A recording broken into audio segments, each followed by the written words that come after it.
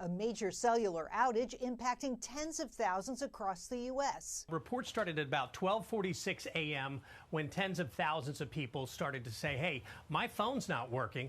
That's a large number for the middle of the night. This is AT&T's second major outage within a week. The carrier releasing a statement saying, quote, some of our customers are experiencing wireless service interruptions this morning. We are working urgently to restore service to them. We encourage the use of Wi-Fi calling until service is restored.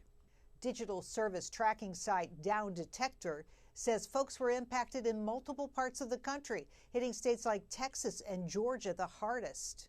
All up and down the eastern seaboard, central part of the U.S. Houston has a big reporting number there, stretching all the way out here to the west. Both Verizon and T-Mobile say their service is fine. The problems only occur when their users try to call people with AT&T. T-Mobile says, quote, we did not experience an outage. Our network is operating normally. Down Detector is likely reflecting challenges our customers were having attempting to connect to users on other networks. Verizon saying its network is, quote, operating normally. This just doesn't happen. You just don't have multiple wireless networks go down simultaneously and have this level of outage.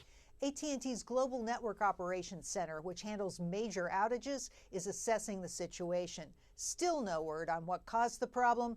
In New York, Jerry Willis, Fox Business.